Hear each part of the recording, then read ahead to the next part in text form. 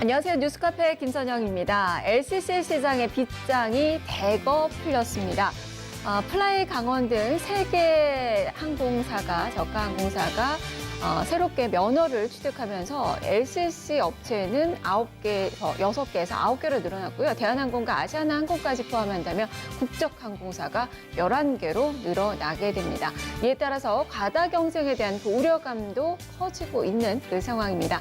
LCC 업계가 이제 국내 수요만 바라보는 이 어항이 아닌 또 해외 쪽으로 나아가야 되는 그 바다로 나아갈 수 있을지 이런 부분에 대해서 살펴보겠습니다. 뉴스를 재구성해 보도록 하겠습니다.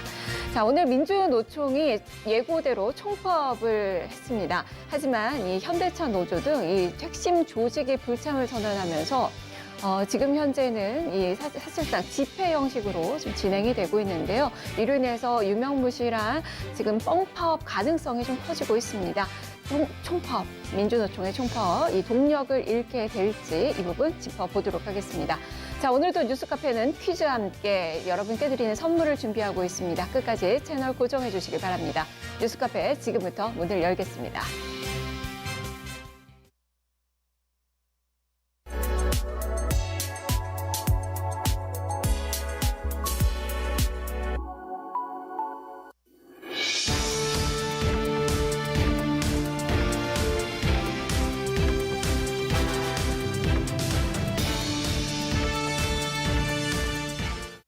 (3월 6일) 오전 뉴스통 주요 뉴스입니다. 이도훈 외교부 한반도 평화교섭본부장이 현지 시간 6일 스티븐 비건 미 국무부 대북정책 특별대표와 회동합니다. 앞서 이도훈 본부장은 미국 워싱턴에 도착해 한미 간 대북정책 조율에 들어갔습니다. 이 본부장은 공항에서 기자들을 만나 미국과 북한이 만나 프로세스를 지속시키는 것이 중요하다고 강조했습니다. 검찰이 양승태 전 대법원장 시절 사법농단 의혹에 연루된 전현직 법관 10명을 재판에 넘겼습니다. 기소 대상 중에는 김경수 경남도지사 1심을 선고한 성창호 부장판사가 포함됐습니다.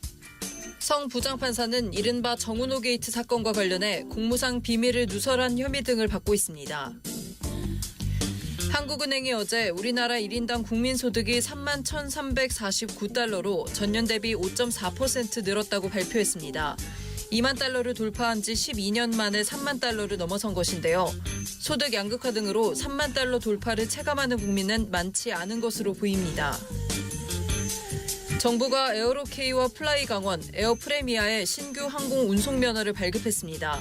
저비용 항공사는 대한항공과 아시아나항공을 제외하고 9곳으로 늘어나 경쟁이 심화될 것으로 보입니다. 면허를 발급받는 세계항공사는 2년 내 취항해야 하며 항공사별 거점 공항을 최소 3년 이상 유지해야 합니다. 고 장자연 사망 10주기를 맞아 동료 배우 윤지호 씨가 마지막 증언을 했습니다. 윤 씨는 장자연 사건 수사는 부실했다고 주장했습니다. 이런 윤 씨에 대한 네티즌들의 격려 여론도 높아지고 있습니다. 절기상 경칩인 오늘 고농도 미세먼지가 전국에서 기승을 부리겠습니다. 부산과 울산을 제외한 전국 15개 시도에 비상저감 조치가 발령됐습니다. 비와 눈 소식이 예정돼 일부 지역에서는 미세먼지를 씻어낼 가능성도 있습니다. 지금까지 뉴스통 주요 뉴스였습니다. 네, 주요 뉴스를 재구성해보는 시간입니다. 뉴스토마토 산업부 최명석 부장 그리고 박민호 기자 함께합니다. 두 분 안녕하세요. 네, 안녕하십니까. 네, 자 오늘의 이슈 확인해 보겠습니다. LCC 산업 어항 아닌 바다 될까? 신규 항공 운송 사업자의 플라이 강원과 에어로케이 항공, 에어프레미아 이렇게 3곳이 선정이 됐습니다. 2015년 이후에 3년여 만에 신규 사업자가 선정이 된 겁니다. 이로 인해서 긍정적인 목소리도 있고 또 우려의 목소리도 있습니다. 일단 소비자 입장에서는 상당히 좀 반가운 그 소식일 수밖에 없을 것 같고, 다만 너무 사업자가 많아서 도태되는 항공사가 나오지 않을까라는 그 우려 섞인 목소리도 같이 나오고 있는데요. 그만큼 똑같은 LCC 업체가 돼서는 안 되죠. 그래서 오늘 또 주제대로 어항이 아닌 바다가 될 수 있을지 LCC 산업 한번 점검을 해보도록 하겠습니다. 자, 먼저 최명석 부장, 일단 어제 3개 업체가 선정이 됐고 상당히 놀랐어요. 한두 곳 정도 예상을 한 것 같은데 맞습니다. 상당히 의외의 결과인 거죠. 예, 예상보다 한 곳에 2곳 정도, 네. 많아봤자 2곳 정도가 될 거라고 예상을 했는데 3개 업체가 모두가 선정이 돼서 굉장히 업계에서도 지금 뭐 당사자들도 기쁘면서도 한편으로는 좀 놀랍다.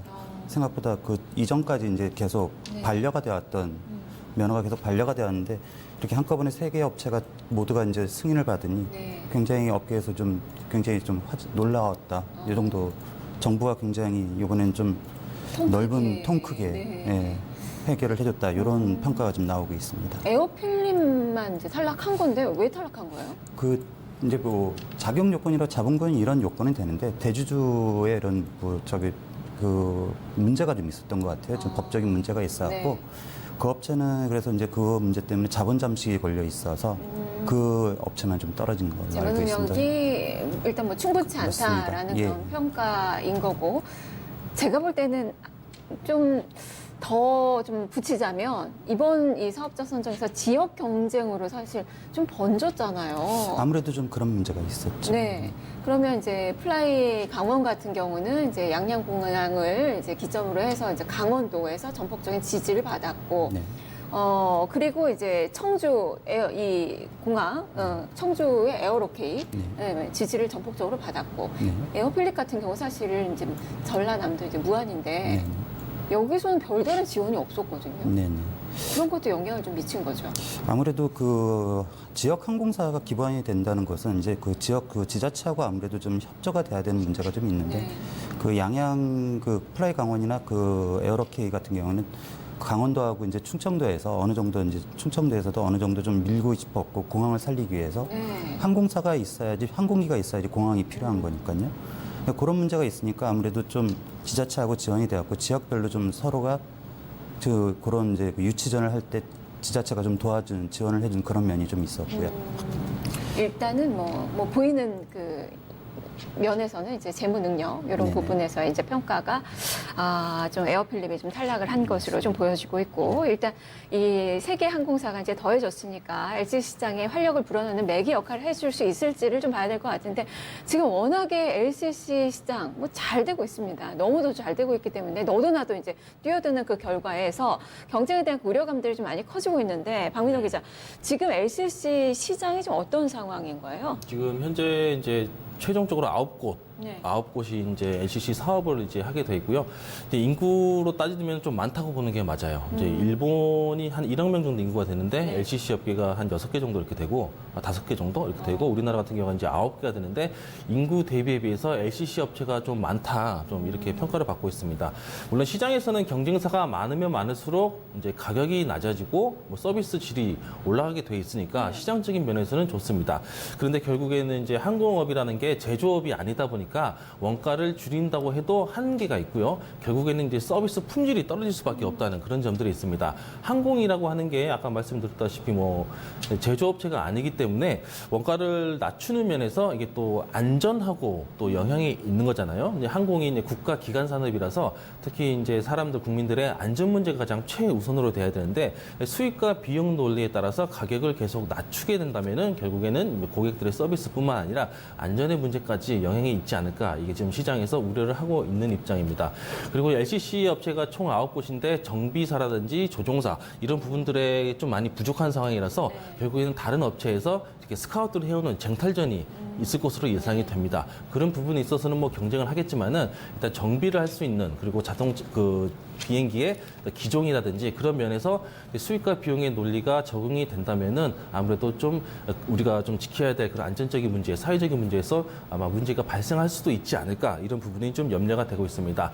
시장이 과열됐다는 것은 이제 경쟁에서 처지는 업체는 이제 시장에서 이제 퇴출이 된다는 거죠. 유럽이라든지 뭐 미국 다른 나라에서 지금까지 쭉 진행해 왔었던 LCC 시장을 보면은 80년대에서 90년대에 LCC가 굉장히 많아 있었어요. 그런데 전부 다 도산하고 결국에 결국에는 큰 항공사에게 M&A를 다 당했습니다. 이름도 생소한 업체들이 많았는데 한 근 몇십 년 사이에 15개 정도 LCC 항공업체가 사라졌거든요. 미국 같은 경우도 이제 유나이티드 항공사 큰 데가 결국은 다 작은 LCC를 인수했는데 지금 이제 시장 규제를 진입 규제를 푼다고 해서 LCC 업체들이 많이 늘어나는데 나중에는 결국 해처 모여가 될 가능성이 많다는 거죠. 어떻게 보면 아시아나항공이나 대한항공처럼 자금력이 되는 그런 LCC 업체를 유지하는 그런 업체에서 조금씩 시간이 지날 때마다 M&A를 하는 구도로 이렇게 시장이 변하지 않을까 이렇게 보고 있습니다. 네, 그만큼 뭐 미국 같은 경우는 LCC의 천국이라고 불리잖아요. 네. 그런데도 불구하고 그렇게 많은 업체들이 이제 파산하고 인수합병 당하고 뭐 이렇게 이제 움직임이 좀 이렇다는 것을 봤을 때 우리도 뭐 그렇게 될 가능성이 이 정도면 그렇죠. 있다라는. 적정 규모가 한 5군데 정도로 이렇게 시장에서 보고 있는데 더 늘어났잖아요. 그럼 네. 결국엔 다시 조정이 또 될 수밖에 없는 구간을 지날 것 같습니다. 그래도 6개 기존에 있었는데 상당히 또 실적도 상당히 좋았고 지금 현재 상태로는 좋으니까 이제 새로운 업체들이 더 뛰어드는 거고 다만 이제 기존 업체들은 새로운 업체들이 뛰어드니까 많이 좀 긴장을 하면서 출혈 경쟁에 대한 목소리를 좀 높이고 있는 상황이고 무엇보다 이제 뭐 박민호 기자도 이야기를 했지만 조종사들 이제 서로 빼가려고 하면서 인건비 오르게 되고 이러면 또 수익성에 문제가 생기고 뭐 사실 처음부터 흑자가 나기는 또 어렵고 재정 상태가 안 좋다 보면 이제 정비 인력 뭐 이런 것들 이런 부분에서도 이제 또 축소를 하게 되고 그러면 또 도태되는 상황이 또 발생할 수 있고 여러 가지 뭐 우려가 있는 게 사실인데 무엇보다 이제 수익성 이런 부분이에요. 국내 인구 대비 많다라고 이야기를 했는데 지금 현재 국내만 바라봐서는 안 되잖아요. 활로가 좀 있는 거예요. 가장 이제 뭐 말씀을 드리면은 물론 많기는 하죠. LCC가 우리나라에서 이제 9개씩이나 된다는 건 좀 네. 많기도 하고 그건 사실인데. 근데 이렇게 봐주시면 좋겠어요. 이 미국에서도 마찬가지로 항공업이라는 건 미국에서는 우리나라에서는 이제 한국에서는 이제 버스나 열차를 많이 이용하긴 네. 하지만 그 나라에서는 이제 거리가 멀다 보니까 항공기를 타는 게 버스를 타는 것과 비슷한 상황이잖아요. 네. 그러니까 워낙 작은 회사도 많다 보니까 많이도 생기지만 또 많이도 망하고 지금까지 뭐 처음에 LCC가 2004년 8월에 한성항공 지금 TA항공의 전신인데 네. LCC가 처음 나왔을 때도 이런 경쟁력으로는 안 된다. 수요가 없다고 했는데 막상 LCC가 생기고 나서 제주항공이 뜨고 나니 새로 없었던 신규 수요가 생겨나는 거죠. 여행 수요라는 게 또 파산을 네. 했고 다시 TA로 넘어왔지만 제주항공 같은 경우에는 그런 거를 이제 또 오히려 이제 여행이라는 것 단순히 이제 대한항공이나 아시아나항공 같은 비싼 비행기를 탔을 때는 많은 서비스를 받고 하지만 또 그만큼 비용을 지불해야 되는데 경제적으로 이제 저렴하게 여행을 가고 여행에서 오히려 더 많은 돈을 쓰고 싶은 이런 젊은 친구들한테는 네. LCC가 굉장히 좋은 수단이 됐던 거죠. 그러니까 6개 업체가 좀 안 될 거라고 했는데 또 된 이유 중에 하나 더 그런 새로운 몰랐던 수요를 창출을 한 거고 네. 지금 보니까 이번에 3개의 업체도 이제 사비스가 이제 사업 비즈니스 모델이 같은 LCC라고도 좀 차별화가 돼 있더라고요. 어떻게 다른가요? 플라이 강원 같은 경우에는 국내 여행객을 외국으로 보내는 수요가 아니에요. 강원도는 인구가 적으니까 오히려 거기에 강원도에는 지금 뭐 동남아나 이런 나라에는 눈을 본 적이 없는 국민들이 많잖아요. 국가들이 많잖아요. 네. 그런 분들이 강원도에 와서 스키도 탈 수 있고 모도 할 수 있고 할 수 있는 바다를 볼 수 있는 그런 관광 자원하고 연결이 돼 갖고 그런 이제 외국인들을 인바운드로 들여갖고 이제 수요를 관광 수요를 만들겠다는 것이고 네. 청주공항은 좀 이제 성격이 원래 청주공항이 생긴 이유가 인천공항하고 이쪽에 있을 때 경기도 남쪽에 경기도 이남 쪽에 강남에 이런 분들은 인천공항을 가기가 되게 힘들거든요. 그리고 인천공항에서 또 거기까지 가는데도 시간이 걸리지만 또 여러 가지가 또 비용도 문제가 있고 근데 청주공항을 이용하면 가장 중요한 게 그 당시에는 중국으로 가는 수요가 많았거든요. 중국 동남아 근데 인천이나 김포에서 뜨는 비행 시간보다 청주에서 뜨는 시간이 더 비행 시간이 네. 가깝거든요. 네. 그러니까 이쪽에 있는 전라도나 이쪽에 있는 전라도나 뭐 충청도나 이런 쪽에 있는 중간에 수요를 청주공항에서 수요를 이제 흡수할 수 있다. 네. 그런 얘기가 있었고 그다음에 마지막 또 하나 세 번째 항공사는 대한항공하고 아시아나항공, LCC도 이제 사업 모델이 계속 이제 고도화되고 있거든요. 네. 그러니까 처음에 LCC가 나왔을 때는 국내선 제주까지가 한 개였는데 그게 좀 국제선을 넘어가면서 사이판까지가 한 개였고요. 그렇죠. 점점 멀리 가요. 그렇죠. 근데 이번에 항공사는 이제 장거리 노선까지 충분히 갈 수 있는 787 항공이라는 거는 보잉 787 기종은 미국 대륙까지 갈 수가 네. 있는 거거든요. 그런 식으로 이제 사업 비즈니스 모델을 이제 차별화시켜 갖고 어느 정도 그러면 그쪽에서 나올 수 있는 잠재적인 수요를 또 끌어낼 수 있다는 그런 가능성은 좀 있다고 생각을 하고 네. 있습니다. 하지만 뭐 2년 내에 이제 운항을 하게 되는데 바로 수익이 나는 건 아니잖아요. 뭐 비행기 떴다고 바로 이제 수익으로 창출이 되는 건 아니고 뭐 업계 1위 말씀해 주셨던 제주항공도 지금은 업계 1위로 너무도 지금 수익을 많이 내고 있지만 그거는 정말 애경산업에서도 뒷받침이 상당히 많이 좀 됐던 부분도 있고 그렇게까지 되기까지는 다른 항공사들도 마찬가지고 2, 3년 이상 그리고 제주항공도 지금 5년 정도가 걸렸어요. 맞습니다. 그런 걸 본다면 이 뭐 거의 한 3, 4년 이 정도는 적자를 감내할 만한 뭐 체력이 될까라는 생각도 좀 들거든요. 이번에 보니까 그 플라이 강원이나 뭐 에어로케이 같은 경우에는 어쨌건 그 투자자들부터 일단은 투자를 계속 받고 있더라고요. 그 다음에 플라이 강원 같은 경우에는 싱가포르의 어느 투자자, 그 외국의 어느 투자자들로부터 기종을 우리가 할 테니 구매를 해달라. 네. 그런 제안까지 받고 있는데. 그러니까 지금 LCC가 저희 시장이 좀 좁다고는 할지 모르겠지만 투자자가 보기에는 아직까지 성장 산업이고 매력적인 시장이기 때문에 기본적으로 투자 유치는 계속 될 수 있다. 5년 정도의 체력은 충분히 갖출 수 있는 여력이 있다. 네. 그렇게 지금 아마 업체들은 그렇게 얘기를 하고 있습니다. 네. 그리고 수요 측면에서도 이게 뭐 7번째 LCC가 아니라 정말 관광산업과 연계된 뭐 최초의 TCC가 네. 될 수 있는지 그 여부가 상당히 중요할 것 같은데 그런 포부가 있는 거네요. 이 항공사들. 원래 항공사라는 게 여행사하고 같이 묶어서 가야 되는 거거든요. 그 대한항공이나 아시아나항공도 개별적인 이런 개인 수요도 있긴 한데 가장 중요한 건 여행사에서 단체 여행과 같은 그런 여행 상품과 연계돼갖고 네. 그런 사업이 굉장히 많이 있거든요. 그래서 이제 그 프라이 강원 같은 경우에는 또 대표이사님이 또 여행업을 오래 하셨기 때문에 그런가요? 그런 여행사의 이런 네트워크를 만들어갖고 그쪽에 있는 외국에 있는 관광객들을 모을 수 있는 상품을 개발을 하고 있어요. 그래갖고 그걸 준비하고 있고 또 강원도 내에서도 이제 관광 상품 이런 거를 같이 연계를 시켜갖고 할 수 있는 그런 네트워크적인 기반을 갖고 있는 거죠. 네, 그 부분을 잠시 후에 좀 더 짚어봐야 될 것 같고 한 가지 궁금한 점은 민감할 수도 있지만 이게 뭐 총선 앞두고 이게 뭐 정치 논리가 아닌가. 사실 이 뭐 청주공항도 그렇고 강원도의 양양공항도 그렇고 지금 다 유령 공항으로 불립니다. 뭐 적자 상태고.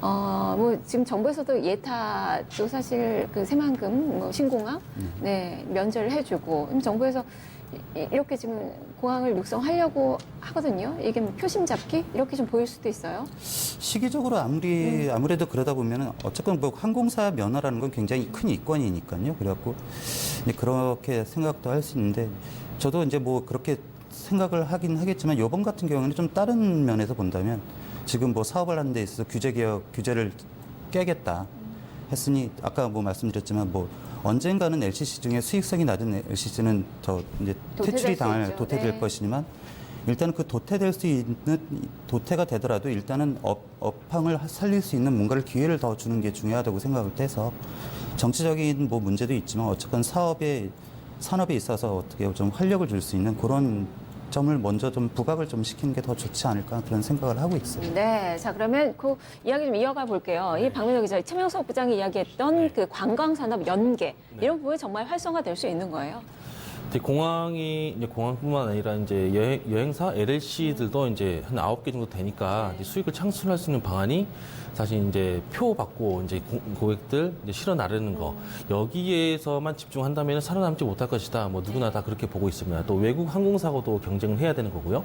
결국에는 이제 다른 사업을 연계해가지고 부가가치를 만들어내야 된다는 건데 거기에 대해서 뭐 분명히 뭐 CEO들이나 경영자 입장에서는 분명히 생각을 가지고 있을 것 같습니다. 뭐 한 가지 예를 든다면은 병원이 이제 진료만 하는 게 아니라 최근에는 외국계 병원들 같은 경우는 의료 관광 호텔로 이렇게 변진을 하고 있거든요. 네. 이제 의료하는 기관에서 의료 관광을 하는 호텔 형식으로 병원을 바꿔가고 있습니다. 거기에서 이제 2배, 3배씩 이제 흑자가 나고 이익을 갖고 있는데 항공산업도 그런 면에서 좀 기존의 항공이라고 하는 그 프레임에서 좀 벗어나서 다른 사업과 연계해서 만들어낼 수 있는 신사업, 부가가치를 창출해야 된다는 거죠. 뭐 호텔, 렌터카, 그리고 여행자 보험 이런 사업들은 뭐 지금도 다 하고 있는 것들이에요. 네.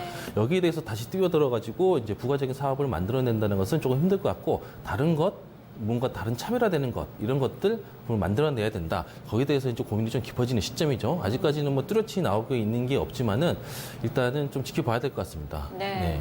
일본 뭐 얘기를 앞서서 뭐 해주셨지만 일본의 LCC 업체는 5개라고 아까 네. 하셨죠. 네.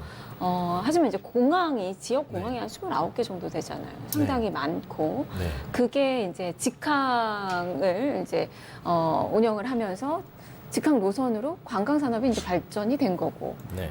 지금 플라이 강원 같은 경우도 그런 쪽으로 하겠다는 거고 지금 뭐 발리, 뭐 다낭, 뭐 코타키나발루 뭐 이런 뭐 공항들이 사실 이렇게 직항 노선이 생기면서 또 많이 활성화가 된 거고 관광 산업이 발전한 거고 이렇게 좀 갈 수 있다고 뭐 최 부장님도 보고 계신 거죠. 충분히 그 가능성이 있다고 생각을 합니다. 일단 강원도에 그 노선이 별로 없기도 하고 생각보다 강원도나 뭐 이런 쪽에는 지금 뭐 보면은 한국에서도 이제 외국에 오는 관광객들이 서울이나 이쪽이 유명한 관광지를 보다가 요새는 대구나 이제 다른 광주 이런 쪽을 내려가신다고 하더라고요. 와서 그쪽을 내려가니까. 평창 올림픽 때도 사실은 맞습니다. 상당히 불편함이 있었고. 예. 네. 그러니까 지금 한국에 대한 외국인들의 관광 수요도 과연 그 서울이나 이런 게 여기에 집중도가 이제 떨어지고 이제 두세 번 와본 그런 관광객들은 이제 한국의 또 다른 면, 남도나 이런 쪽을 가고 싶어라 하거든요.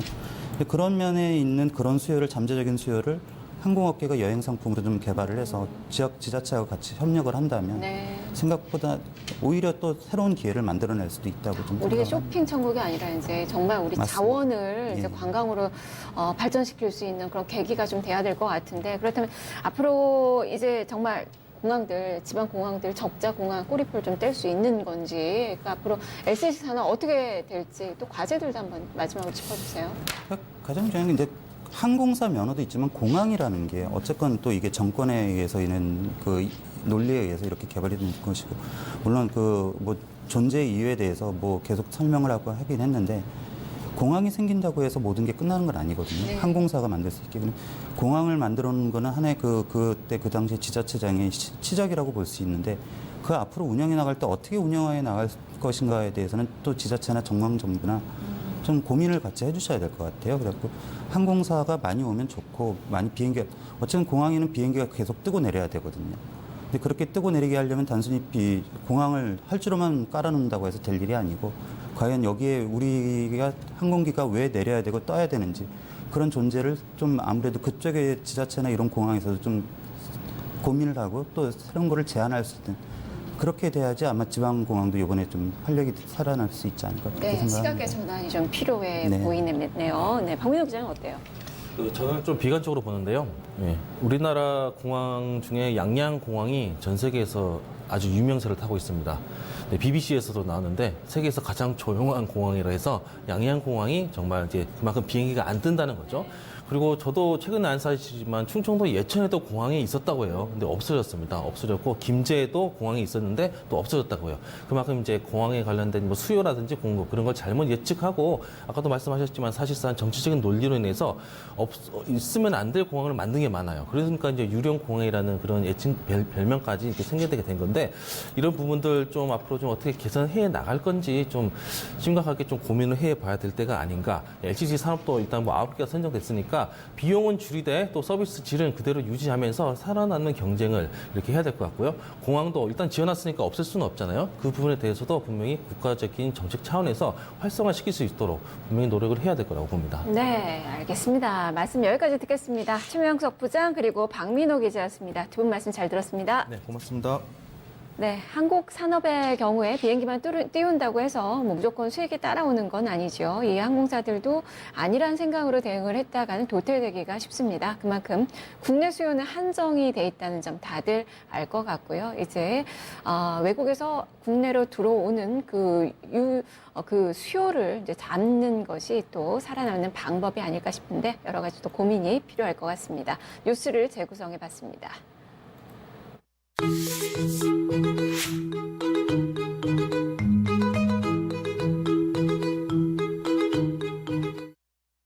안녕하세요. 실시간 검색어 김은별 기자입니다. 실시간 검색어에서는 주요 뉴스를 한눈에 보여주는 뉴스통 검색어 8가지를 짚어드립니다.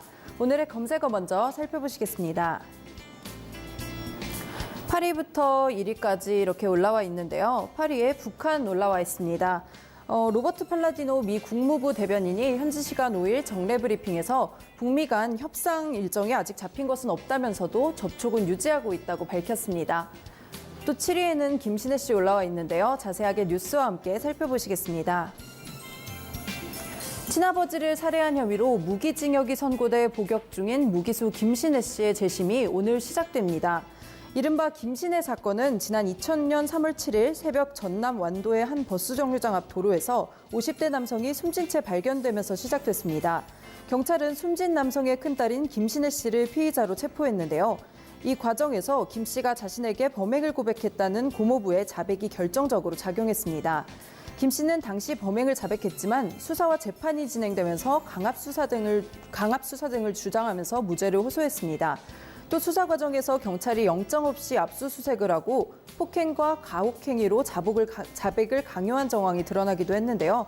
광주지법 해남지원은 지난 2015년 11월 이 사건에 대해 수사의 위법성 등이 인정된다며 재심 개시 결정을 내렸습니다.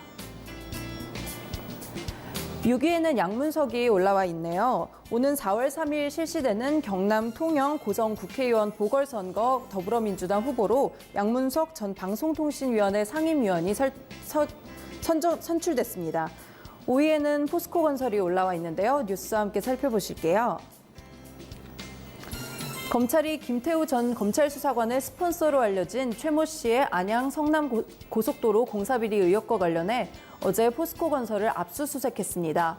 서울중앙지검 과학기술범죄수사부는 이날 오전 검사와 수사관들을 인천 연수구에 있는 포스코건설 사무소로 보내 압수수색을 하고 민자고속도로 공사 하청 관련 자료와 컴퓨터 하드디스크 등을 확보했습니다. 검찰은 최 씨가 대표로 있는 방음터널 공사업체 S사가 안양과 성남 구간 고속도로 방음벽 사업을 따내는 과정에서 외부의 부당한 압력이 개입됐는지 확인할 방침입니다. 검찰은 또 안양과 성남 간 고속도로 건설 당시 하청업체 선정 과정에서 국토교통부 공무원의 비리 정황을 포착한 것으로 전해졌습니다. 4위에는 차량용 공기청정기 올라와 있는데요. 오늘도 15개 시도에 미세먼지 비상저감 조치가 시행됐습니다. 관련해서 미세먼지 관련 또 상품들이 많이 팔리고 있다고 하는데요. 지마켓에서는 차량용 공기청정기 판매가 약 188% 전주 대비 늘었다고 합니다. 3위에는 동창리 올라와 있습니다. 미국 싱크탱크 전략국제문제연구소는 북한의 동창리 미사일 발사장 재건 움직임이 포착됐다고 또 밝혔습니다. 2위에는 박용곤이 올라와 있습니다. 지난 3일이었죠. 박용곤 두산그룹 명예회장이 별세했는데요. 재계 인사들의 좋은 발걸음이 이어지고 있다고 합니다. 마지막으로는 1위에 방용훈 사장 올라와 있습니다. 뉴스와 함께 살펴보실게요. MBC PD수첩이 방용훈 코리아나호텔 사장 부인인 이미란 씨 사망 사건과 관련된 의혹을 다뤘습니다. 이 취재 과정에서 방용훈 사장은 PD수첩 측에 굉장히 불편한 심경을 드러내기도 했습니다. 어제 방송된 MBC 시사 프로그램 PD수첩에서는 2016년 극단적으로 선택해 생을 마감한 이미란 씨가 당시 자신의 친오빠 이승훈 씨에게 전송했던 음성 메시지와 유서 등을 공개했습니다. 이 씨의 사망 당시 발견된 유서에는 이미란 씨가 방용훈 사장에게 학대를 받았다는 내용과 자녀들에 의해 사설 구급차에 실려 집에서 쫓겨났다는 내용이 담겨 있었는데요. 이 씨의 친정 친구들은 이후 이 씨 자녀들을 고소했고 이미란 씨 자녀들은 지난 1월 법원에서 각각 징역 8개월과 집행유예 2년을 선고받았습니다. 한편 경찰은 방 사장의 학대 혐의에 대해서는 불기소 의견을 냈습니다. 오늘은 이렇게 8위부터 1위까지 살펴보셨습니다. 다음 시간에는 또 다른 검색어와 함께 돌아오도록 하겠습니다.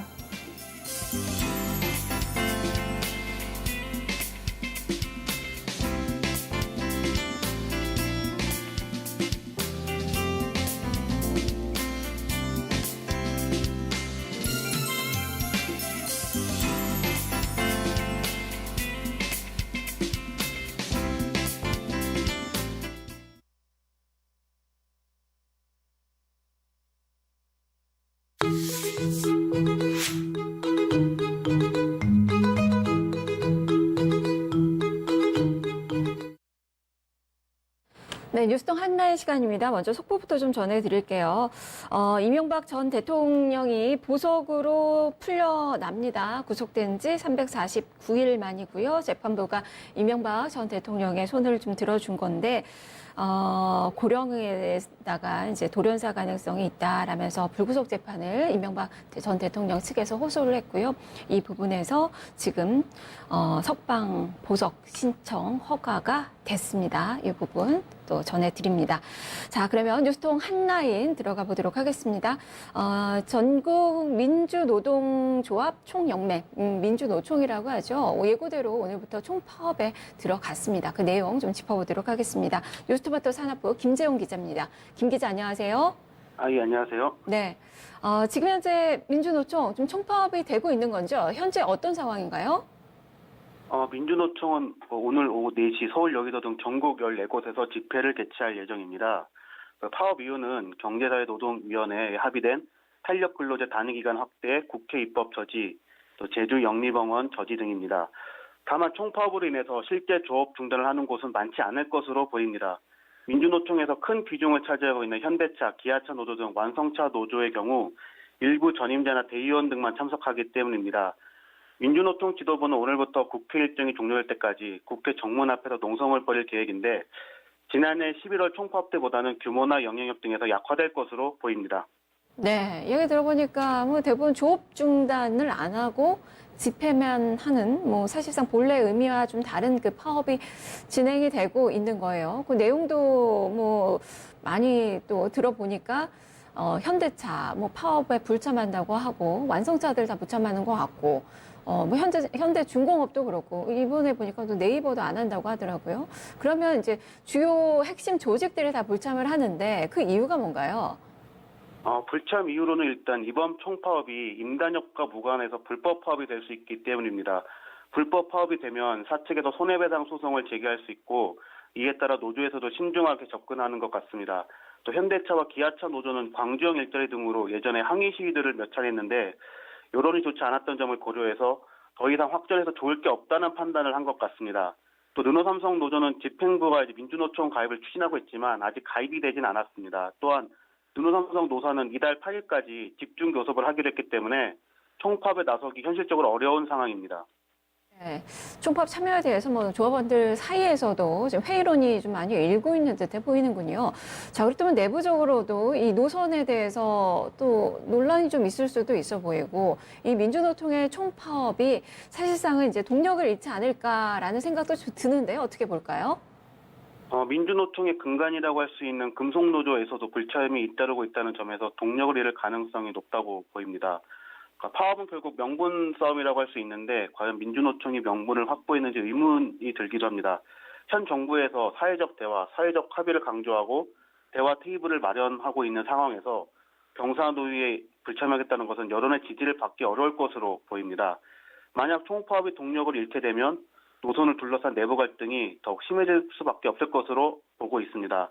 게다가 정부에서 이번 총파업에 대해 경고 메시지를 보내는 점도 변수입니다. 최근 들어 정부는 민주노총의 무리한 요구에는 선을 긋는 모습을 보이고 있습니다. 이낙연 국무총리도 고용과 경제가 엄중한 시기에 집단적인 파업을 벌이는 것은 다수 국민의 동의를 얻기 어렵다면서 민주노총은 총파업을 자제하고 사회적 대화에 동참해달라고 촉구한 바가 있습니다. 네, 아무래도 민주노총이 좀 존재감을 좀 많이 잃어버릴 것 같네요. 말씀 잘 들었습니다.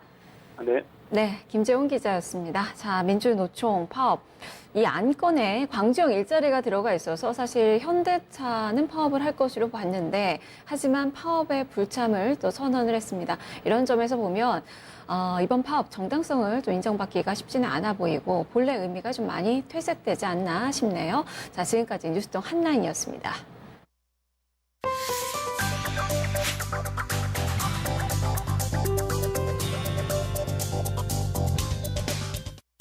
저가 항공기라고 알려진 LCC. LCC를 누가 가장 많이 이용할까요? LCC는 20대에서 30대 연령층 고객이 이용 비중이 가장 높은 핵심 고객층입니다. 특히 저가 항공은 고객의 65%가 1인 가구에서 신혼 가구입니다. 그만큼 젊은 사람들이 많이 이용하는 게 LCC입니다. 왜 그럴까요? 이들은 경제적 불안정이나 경쟁적인 사회 분위기 속에 중년이 되기도 전에 자신만의 위로와 가치를 지향합니다. 40대에서 50대 중장년층이 아닌 사회초년생인 20대에서 30대가 생활에 지쳐 쉼과 위로의 가치를 찾는 현상. 이들을 바로 얼리 힐링족이라고 합니다. 얼리 힐링족이란 쉽게 말해 일찍 지친 젊은 소비자들을 말합니다. 이들의 라이프 스타일은 결혼과 직장에서 오는 불안감을 피하고 본인의 인생을 즐기려 합니다. 특히 제품보다는 서비스 위주의 소비를 하며 건강, 취미생활, 자기개발, 여행, 운동 등 자신을 위한 투자를 합니다. 꾸준한 자기개발, 몸과 마음의 치유는 얼리 힐링족을 상징하는 말입니다. 이런 특성을 가진 얼리 힐링족은 외국어 학원이나 헬스장, 서점, 공연장 등을 많이 찾고 적극적으로 해외여행에 나섭니다. 이런 활동들을 함께하기보단 개인적으로 즐기는 것도 특징이죠. 여러분은 얼리 힐링족인가요? 이상 오늘의 키워드였습니다.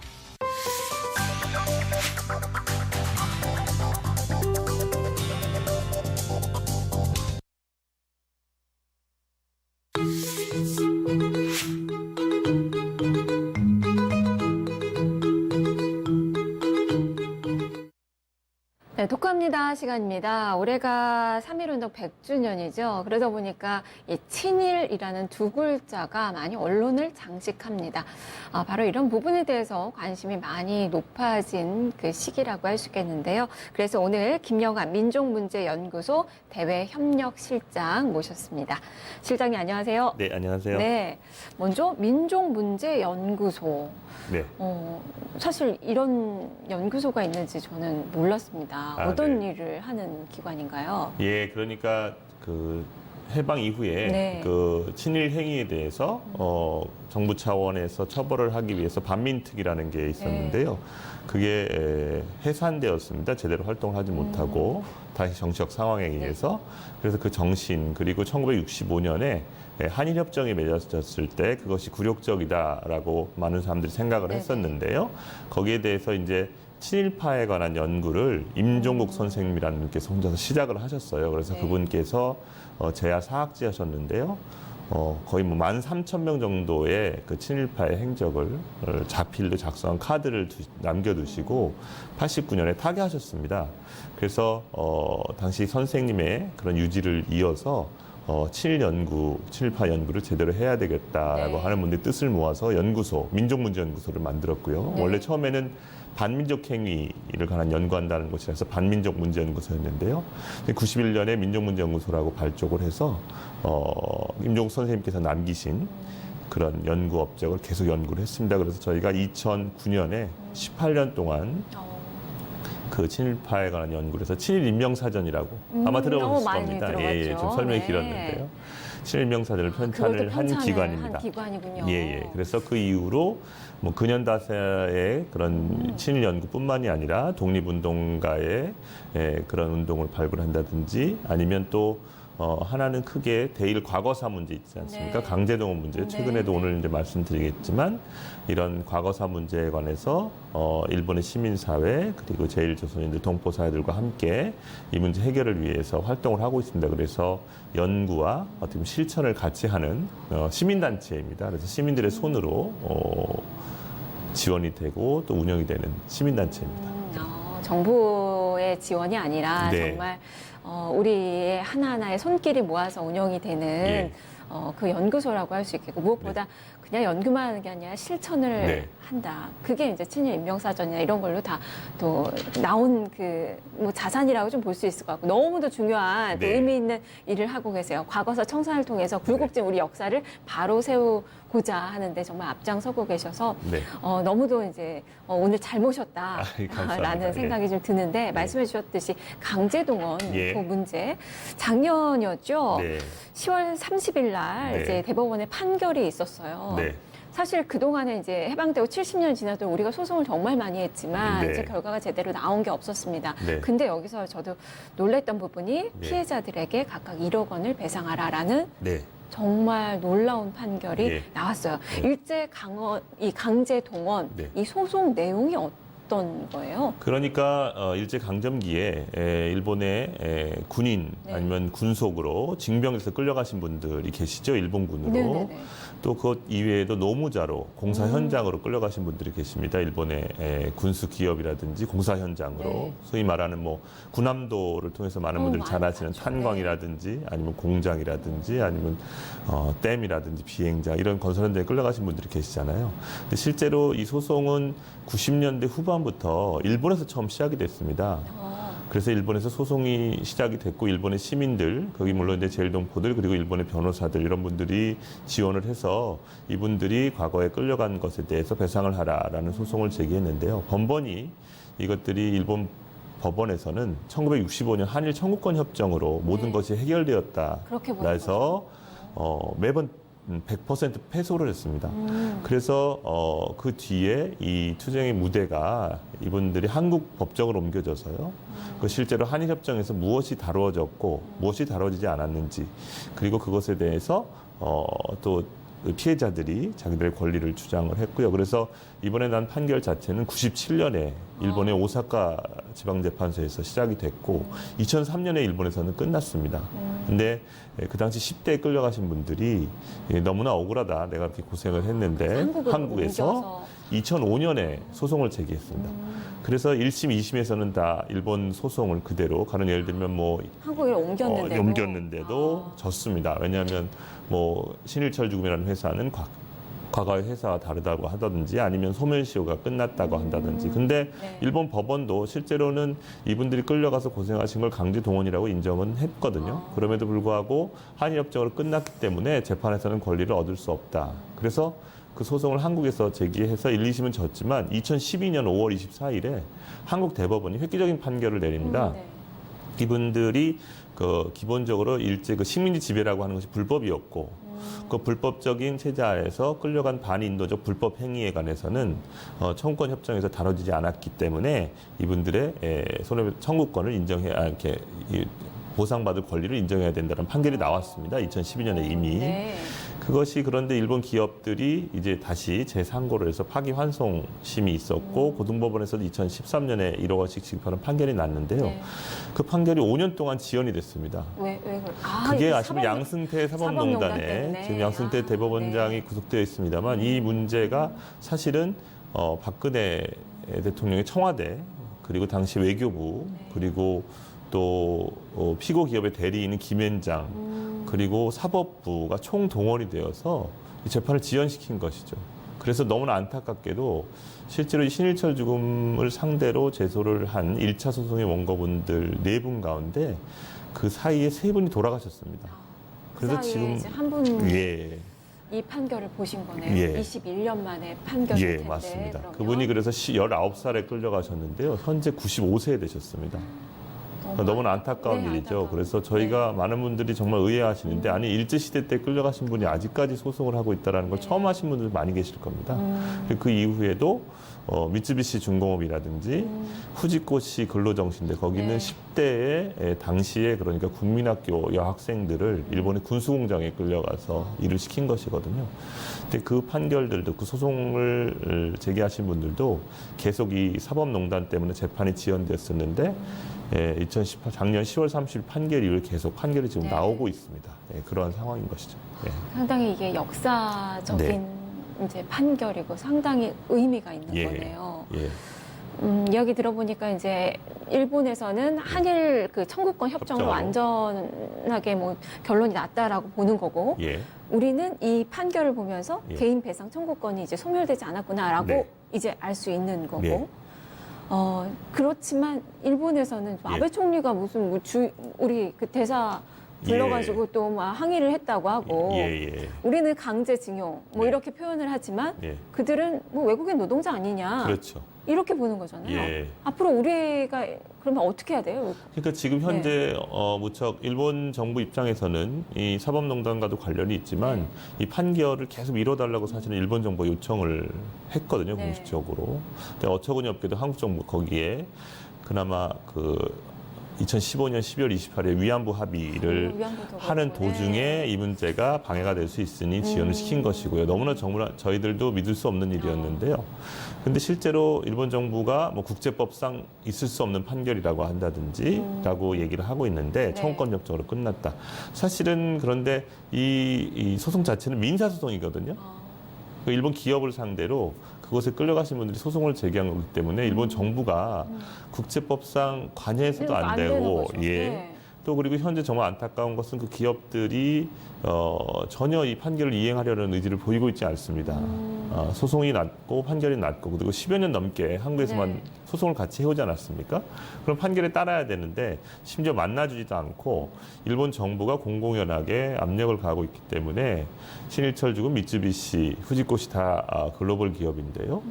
전혀 배상에 응할 자세가 아닙니다. 그래서 저희들 생각에는 그럼에도 불구하고 이 일본 정부도 실제로는 개인 청구권은 살아있다라고 정부 견해를 밝힌 바가 있고요. 네네.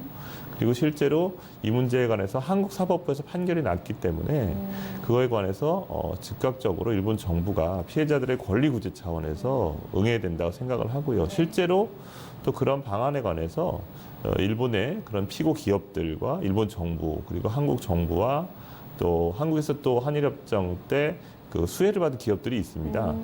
그래서 그 기업들이 같이 독일과 같은 방식으로 기업 미래 책임 재단이라고 강제동원 당한 피해자들을 위한 재단을 설립해서 많은 분들에게 포괄적으로 배상을 해야 된다라는 안을 일본 변호사연합회와 한국 대한변협이 제시한 바가 있거든요. 네. 또 법안도 추진되고 있었고요. 그래서 좀 더 포괄적으로 이참에 1965년 한일협정으로 해결되지 못한 수많은 문제들이 있는데 한국과 일본 정부가 정말로 허심탄회하게 이 문제에 관해서 해결할 수 있는 기회를 마련해야 된다고 생각을 합니다. 일본은 이제 돈 없는 정말 대응에 대해서 우리도 좀 강력하게 네. 또 해야 될 것 같고 예. 우리 시민단체도 예. 좀 더 많은 분들에게 많은 세계에 또 이러한 사실을 또 많이 알려야 되는 네. 또 책임도 좀 있을 것 같고 네. 상당히 좀 바쁘게 네. 또 지금 또 일을 진행하고 계실 것 같은데 특히나 민족문제연구소가 운영하는 식민지 역사 박물관이 있어요. 예, 예. 이것도 사실 뭐 대중들에게는 익숙치 않거든요. 예, 어떤 저희가 곳인가요? 작년에 이제 개관을 했습니다. 네. 저희 민족문제연구소에서 그런 연구와 실천 작업을 하면서 일제 강점기에 올해가 또 3.1혁명 100주년이 아닙니까? 네, 그런데 네. 실제로 일제 강점기에 지금까지 아까 말씀드린 강제동원 문제라든지 해방되고 70년 이상이 지나도록 아직 해결되지 않은 문제들이 많이 있습니다. 어떻게 보면은 그런 것들이 식민지주의라고 크게 얘기를 할 수가 있는데요. 그런 것들을 제대로 극복하자. 그래서 일제 강점기에 정말 어떤 일이 있었고 그것이 실제로 우리 사회에 어떤 영향을 끼치고 있는지 남아있는 것들 일제 잔재는 무엇인가 라고 하는 것들을 극복하기 위해서 저희가 계속 수십 년 동안 모은 자료들 그리고 여러 가지 일본 시민사회 또 제일동포 사회에서 기증받은 물건들을 통해서 정말 친일파의 역사도 네. 전시를 하고 다른 데서는 볼 수 없습니다. 그리고 또 거기에 맞서 싸워온 또 항일운동의 역사 그리고 실제로 일제가 왜 조선을 식민지로 만들었는지 그리고 이것들을 극복하기 위해서 한국과 일본, 동아시아 시민들은 어떻게 연대해왔는지를 전시하는 박물관인데요. 규모는 그렇게 크지는 않지만 네. 이것이 모두 시민들의 성금으로 만들어졌습니다. 한국과 그리고 일본에서도 또 제일동포들도 1억 원 가까운 성금을 주셨고요. 또 그 밖에 많은 성금은 한국 시민들이 네. 다 주셔서 시민의 힘으로 손으로 만든 박물관입니다. 네. 누구든지 오실 수 있고 많은 여러분들이 분들이- 주인이시기 때문에 네. 네, 언제든지 오셨으면 좋겠습니다. 많은 분들이 또 찾아가 보시면 좋을 것 같아요. 사실 일제 강점기 시대 네. 그 흔적을 그 작은 박물관에 다 담아낼 수는 없을 것 같은데 그래도 네. 그러한 부분들 기억과 예. 뭐 이런 부분들이 다 보존이 돼 있다는 거에 상당히 좀 의미가 있을 것 같아요. 저도 꼭 네. 찾아가 보도록 하겠습니다. 예, 네, 알겠습니다. 자, 말씀 잘 들었습니다. 네, 고맙습니다. 네. 자, 이렇게 오늘 또 이야기 나눠봤는데 여기서 퀴즈 시간 좀 가져보도록 하겠습니다. 먼저 어제의 정답부터 공개를 해드릴게요. 자, 어제의 정답은 변동금리 대출이었습니다. 지훈 최님 축하드립니다. 선물 보내드리도록 하겠습니다. 자, 이어서 오늘의 퀴즈 드릴게요. 일제에게 나라를 빼앗긴 1910년부터 1945년까지 약 35년 동안의 민족 순환기이며 일제가 우리 국권을 강탈한 시대는 무엇일까요? 라는 문제입니다. 정답 아시는 분들은 뉴스토마토 유튜브 페이지에 오셔서 먼저 구독해 주시고 정답을 남겨주시면 되는데요. 정답 남겨주실 때 이메일 주소 함께 주셔야 선물 보내드릴 수 있습니다. 비방트 선글라스 보내드리도록 하겠습니다. 자, 이렇게 톡합니다. 살펴봤습니다.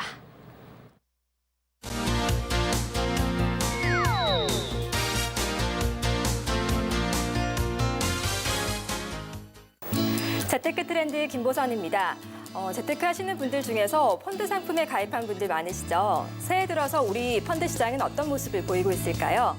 오늘은 지난 새해 첫 달이었던 1월 한 달 동안 어떤 펀드 상품에 많은 돈이 몰렸는지 소개해 드리도록 하겠습니다. 오늘 재테크 트렌드 주제는 1월 펀드 시장 결산입니다.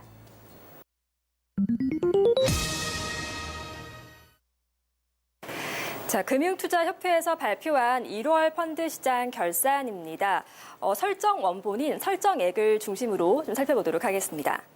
보시면 1월 전체 설정액 총계가 573조 5천억 원을 기록하면서 지난 달이었죠. 12월보다 4.1%가 증가했습니다. 국내에만 투자하는 펀드와 해외에만 투자하는 펀드의 비중이 각각 74대 26% 정도로 나타났습니다. 자, 유형별로 좀 보도록 하겠습니다. 한 달 사이에 자금이 가장 많이 들어온 상품이 바로 단기금융 MMF로 집계가 되고 있는데요. 한 달 동안에 15조 원이 늘면서 증가율이 17.6%로 가장 가팔랐습니다. 세부적으로 법인 MMF의 비중이 23.6% 증가한 걸로 집계가 되고 있습니다. MMF는 다 대표적인 단기금융 상품인데요. 예금처럼 수시 입출이 되는 상품인데 펀드지만 단기 채권이라든지 현금성 자산에 주로 투자해서 아주 안정적으로 운용되는 것이 특징입니다. MMF에 돈이 몰리는 것은 마땅한 이 투자처를 찾지 못한 시중에 자금이 좀 몰려 있다라는 의미로 해석할 수가 있겠는데요. 1월 펀드 시장에 특징적으로 나타나고 있습니다. 자, 다음 보겠습니다. 다음은 국내 주식형 쪽에서 많은 자금이 유입됐습니다. 특히 공모 국내 주식형의 비율이 3조 7천억 원 늘면서 증가율은 7.3%를 기록했습니다. 1월 한 달 동안에 외국인들이 자금을 크게 유입하면서 우리 지수가 크게 오르는 모습을 보였는데요. 투자 심리가 크게 개선되면서 지수를 추종하는 형태의 특히 패시브 펀드를 중심으로 자금이 적극적으로 유입됐습니다. 반면에 해외 주식형 펀드에서는 0.2% 소폭 줄어든 걸로 집계되고 있습니다. 아래로 보시면 국내 채권형 펀드의 흐름도 좋았습니다. 전체적으로는 2.5%가 늘었고요. 특히 공모 국내 채권형 펀드 쪽에서 1조 2천억 원이 유입되면서 5%의 증가율을 기록했습니다. 자, 이번에는 개별 펀드의 흐름을 살펴보도록 하겠습니다. 1월 한 달 동안 국내 주식형 펀드 설정의 톱 10인데요. 1위를 보시면 신한 BNP 파리바의 아름다운 SRI 펀드가 기록을 하고 있습니다. 1월 한 달 91억 원이 수입 유입되면서 1위를 기록했는데요. SRI 펀드 같은 경우는 사회책임 투자 펀드라고 불리죠. 기존의 실적 같은 기업의 재무적인 면만 투자하는 것이 아니라 이 기업의 미래 환경이라든지 사회책임 그리고 지배구조 같은 질적 면도 함께 평가해서 투자하는 방식을 SRI라고 하는데요. 그 사회적인 관심을 반영하면서 1위를 기록했습니다. 2위에 보시면 신영퇴직연금 배당 주식 펀드가 기록하고 있는데요. 다른 배당주 펀드들도 함께 좀 보입니다. 2위를 기록하면서 90억 원 유입이 됐습니다. 자, 그리고 상위권에 미래에셋이라든지 KB운용에서 운용하는 EMP 펀드도 설정액이 많이 좀 늘었습니다.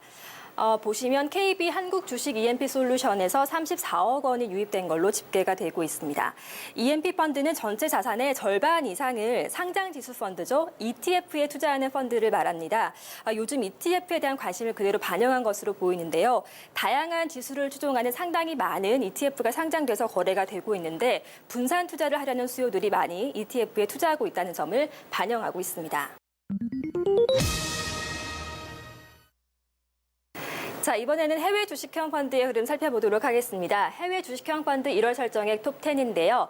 1위는 미래에셋 차이나 그로스 펀드입니다. 중국에 투자하는 펀드인데요. 설정액이 한 달 동안 208억 원 증가하면서 1위를 기록했습니다. 아래쪽으로 보셔도 한화 중국 본토 펀드라든지 또 SF플러스, 차이나 리츠투게더 펀드 같은 또 중국 쪽에 투자하는 펀드들이 눈에 띄는데요. SF플러스 차이나 리츠투게더에서 81억 원, 그리고 한화 중국 본토 펀드에서 65억 원이 유입된 걸로 나타났습니다.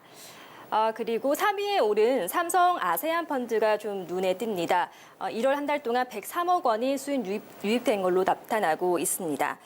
그리고 AB 셀렉트 미국 펀드에서 65억 원, 또 삼성 미국 코어 펀드에서 59억 원이 유입되면서 미국에 투자하는 해외 주식형 펀드의 흐름도 긍정적이었습니다. 마지막으로 보시면 한국투자 베트남 그로스 펀드와 같은 베트남에 투자하는 펀드도 52억 원이 유입되면서 설정의 상위권을 기록했습니다. 자, 오늘 재테크 트렌드에서는 1월 우리 국내 시장의 펀드 동향을 살펴봤는데요. 다음 2월도 집계가 마무리되는 대로 소개해드리도록 하겠습니다. 재테크 트렌드 김보선이었습니다. 뉴스카페 오늘 준비된 순서는 여기까지입니다. 편안한 오후 시간 되시고요. 저는 내일 다시 찾아뵙겠습니다. 함께해 주신 여러분 고맙습니다.